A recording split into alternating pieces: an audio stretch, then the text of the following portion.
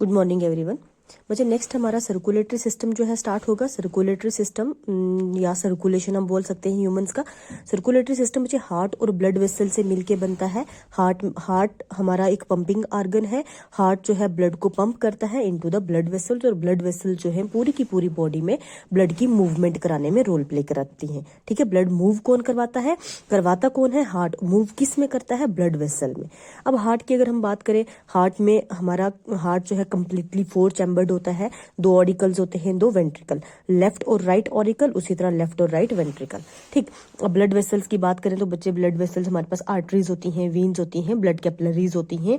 Oxygenated blood mostly arteries में होता है, डीऑक्सीजनेटेड ब्लड मोस्टली वेन्स में होता है। कैपिलरीज इनकी ही छोटी छोटी जो है छोटी छोटी ब्रांचेस को हम कैपिलरीज बोलते हैं। खैर, इनको हम दोबारा से बाद में डिस्कस करेंगे। एक्सेप्शंस आती हैं वो मैं इनको दोबारा अलग से बताऊंगी। पहले हम हार्ट की बात करते हैं, उसके बाद हम ब्लड वेसल्स पे आते हैं।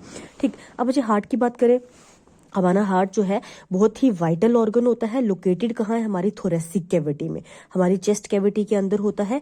चेस्ट कैविटी में भी लेफ्ट लंग के अंदर एक कार्डियक नॉच बनती है, जगह कैविटी बनती है जिसके अंदर हार्ट लोकेटेड होता है।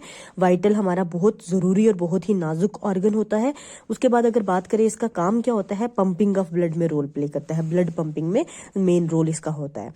ठीक। उसके बाद शेप एंड साइज की बात करें बच्चे, हमारा हार्ट जो है ट्राइंगुलर शेप का होता है, और इसका जो पोस्टीरियर एंड है वो थोड़ा बहुत पॉइंटेड होता है, लेकिन होता किस तरह से? ट्रायंगुलर। अभी मैं इसकी स्ट्रक्चर भी आपको बताती हूँ। साइज की अगर बात करें तो हमारी जैसे ये एक मुट्ठी हमारी बंद हुई ना, 1 फिस्ट इतना साइज हर किसी के हार्ट का होता है। हमारी फिस्ट जितना हमारे हार्ट का साइज होता है। उसके बाद अगर हम बात करें इसका वेट 250 ग्राम फीमेल्स में होता है, 300 ग्राम मेल में होता है। ठीक। अब बच्चे इसी के बेस पे हमारे बॉडी में अगर हम बात करें, मेल जो है फीमेल के कंपैरिजन थोड़े ज्यादा स्ट्रॉन्ग होते हैं, फीमेल थोड़ी नाजुक टाइप की होती हैं, वो हार्ट की ही वजह से होती हैं। ठीक। अब बच्चे हम बात करते हैं structure of heart. Structure of heart बच्चे सबसे पहले एक आउटर कवरिंग आती है, पेरिकार्डियम। पेरिकार्डियम क्या है? एक आउटर थिन वॉल्ड, मतलब पतली सी बारीक सी एक लेयर है जो हार्ट को सराउंड करके रखती है, और उस पेरिकार्डियम के अंदर पेरिकार्डियल फ्लूइड होता है। ठीक। पेरिकार्डियम और हार्ट की, जैसे कि मान लो ना, ये पेरिकार्डियम है और ये हमारे हार्ट की वॉल है। ठीक। हार्ट और पेरिकार्डियम के अंदर जो है पेरिकार्डियल फ्लूइड होता है, और इसी पेरिकार्डियल फ्लूइड पे हमारी स्ट्रोंगनेस जो है वो डिपेंड करती है। मतलब जिसमें पेरिकार्डियल फ्लूइड थोड़ा बहुत भी कम हो जाता है वो लोग जल्दी डर जाते हैं। ठीक। पेरिकार्डियल फ्लूइड पे डिपेंड करता है किसी का डरना या नहीं डरना, और मोस्टली लड़कों में पेरिकार्डियल फ्लूइड ज्यादा होता है, लड़कियों में कम होता है। उसी बेस पे लड़के जो है वो ज्यादा स्ट्रॉन्ग होते हैं, लड़कियां डर जाती हैं, और लड़कियां भी नॉर्मल जो है कुछ ज्यादा ही डर जाती हैं। वो एक्चुअल में ऐसा ही होता है कि वो डरती किस वजह से है, क्योंकि उनमें पेरिकार्डियल फ्लूइड कम होता है।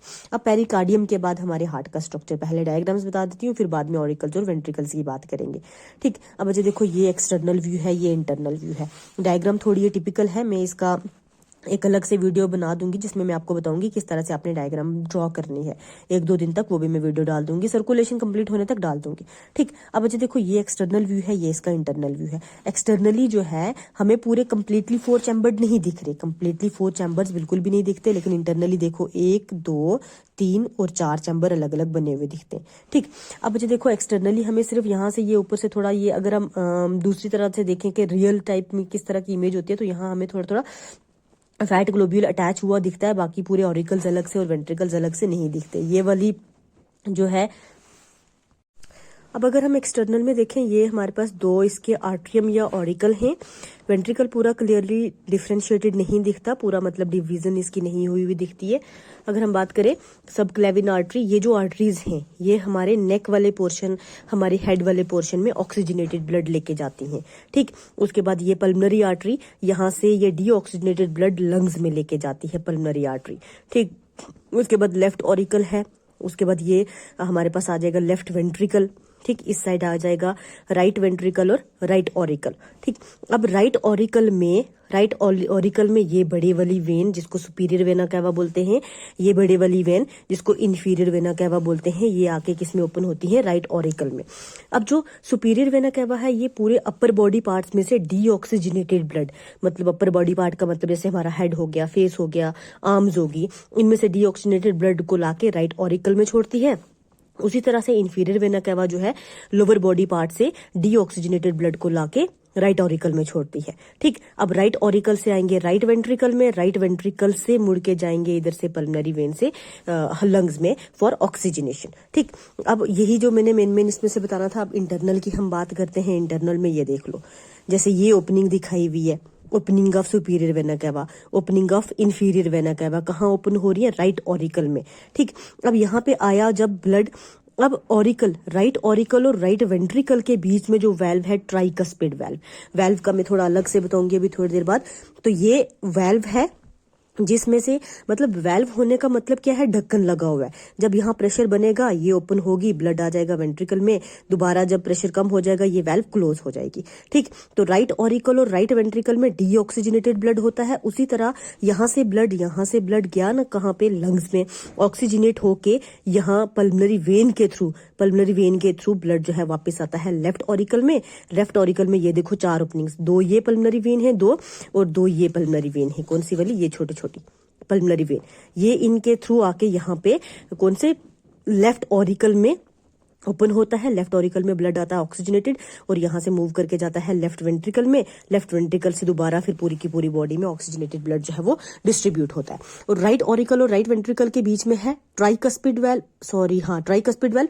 लेफ्ट ऑरिकल और लेफ्ट वेंट्रिकल के बीच में है बाइकस्पिड वेल्व। वेल्व का मैं अलग से बताऊंगी और हार्ट की डायग्राम भी मैं आपको अलग से बता दूंगी, how to draw structure of heart. ठीक, अभी आपको ऐसे मुश्किल सा लग रहा होगा। अब हम बात करें ऑरिकल्स और वेंट्रिकल्स की। ऑरिकल्स 2 होते हैं और हमारे पास थिन वॉल्ड होते हैं, मतलब पतले इनकी जो लाइनिंग है वो पतली होती है, उतनी मोटी नहीं होती। एक दूसरे से सेपरेटेड रहते हैं, बिल्कुल भी सेपरेटेड रहते हैं, मतलब बिल्कुल कनेक्शन नहीं होता। अभी जैसे मैंने बताया कि ये राइट ऑरिकल है, इसमें डीऑक्सीजनेटेड ब्लड है, ये लेफ्ट ऑरिकल है, इसमें ऑक्सीजनेटेड ब्लड है। दोनों कभी भी मिक्स नहीं होते, एक दूसरे से सेपरेटेड रहते हैं। उसके बाद अगर हम बात करें कि जो राइट ऑरिकल है ये पूरी बॉडी से डीऑक्सीजनेटेड ब्लड को कलेक्ट करेगा और भेजेगा कहाँ पे? लंग्स में। उसी तरह वेंट्रिकल्स की अगर हम बात करें, वेंट्रिकल्स भी 2 होते हैं हमारे पास, थिक वॉल्ड होते हैं। इनकी जो वॉल्स हैं वो थिक, मोटी होती हैं, एक दूसरे से ये भी सेपरेटेड रहते हैं। किसके थ्रू? इंटरवेंट्रिकुलर स्पेस, जो इनको सेपरेट करने वाली, ये देख लो ये वाली स्पेस, इंटरवेंट्रिकुलर स्पेस, जो दोनों वेंट्रिकल्स को आपस में सेपरेट करके रखती है। ठीक, उसके बाद अगर हम बात करें, जो हमारे पास है राइट वेंट्रिकल राइट ऑरिकल के साथ अटैच रहता है और लेफ्ट वेंट्रिकल लेफ्ट ऑरिकल के साथ अटैच रहता है थ्रू वेल्व्स। अब बात करें बाइकस्पिड और ट्राइकस्पिड वेल्व की। बाइकस्पिड वेल्व जो है, बाइकस्पिड इस तरह से, ये 2 फ्लैप्स इसके बने होते हैं, ओपन होके ये इस तरह की शो होती है, क्लोज्ड फॉर्म में ये इस तरह से शो होती है। ये क्या है? इसके फ्लैप्स है। ठीक, फ्लैप्स है और ये लोकेटेड कहाँ है? लेफ्ट ऑरिकल लेफ्ट वेंट्रिकल के बीच में। इसी को मिट्रल वेल्व भी बोलते हैं। कभी कभार पूछा जाता है कि मिट्रल वेल्व कौन सी होती है, तो मिट्रल वेल्व भी किसको हम बोलते हैं? बाइकस्पिड वेल्व को। उसके बाद अगर ट्राइकस्पिड वेल्व की बात करें, ये इस तरह की होती है, ओपन फॉर्म में ऐसी होगी, क्लोज्ड फॉर्म में इस तरह से होगी, 3 फ्लैप से मिलके बनती है और राइट ऑरिकल और राइट वेंट्रिकल के बीच लोकेटेड होती है। ठीक, उसके बाद एक और सेमील्यूनर वेल्व है। सेमील्यूनर वेल्व कौन सी वाली? ये वाली। ठीक, ये यहाँ पे ये ट्राइकस्पिड है, ये बाइकस्पिड है और ये सेमील्यूनर वेल्व। सेमील्यूनर वेल्व जो है ये कहाँ प्रेजेंट होती है? ये होती है जहाँ पे पल्मोनरी आर्टरी और आयोटा कौन सा? ये वाला, ये आयोटा और ये पल्मोनरी आर्टरी जो है ये लीव करती है वेंट्रिकल को, वहां पे लोकेटेड होती है सेमील्यूनर वेल्व। और सेमील्यूनर वेल्व भी ओपन और क्लोज होती है जब वेंट्रिकल से ब्लड को ले जाना होता है लंग्स में, या फिर वेंट्रिकल से ब्लड को पूरी बॉडी में डिस्ट्रीब्यूट करना होता है, तभी ओपन होती है।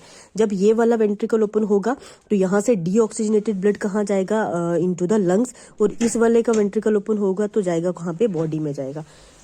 उसके बाद अगर हम बात करें, हाँ यही वाली हमारे पास वेल्व्स हैं, इनकी ओपनिंग और क्लोजिंग की वजह से हमारे हार्ट में ऑक्सीजनेटेड ब्लड और डीऑक्सीजनेटेड ब्लड मूव करके जाता है।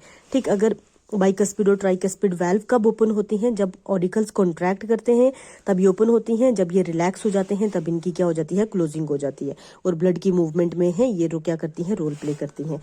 लेफ्ट ऑरिकल, जैसे मैंने पहले बता दिया, लेफ्ट ऑरिकल जो है वो ऑक्सीजनेटेड ब्लड रिसीव करता है, राइट ऑरिकल जो है वो डीऑक्सीजनेटेड ब्लड रिसीव करता है। ठीक बच्चे, ये थोड़ा मैंने ओवरव्यू बताया है। अभी इसकी हार्ट बीट, अभी हमने कार्डियक साइकिल, ये सारा कुछ डिटेल में डिस्कस करेंगे। जो भी कंफ्यूजन बच गई होगी आप मुझे क्लियर कर सकते हो।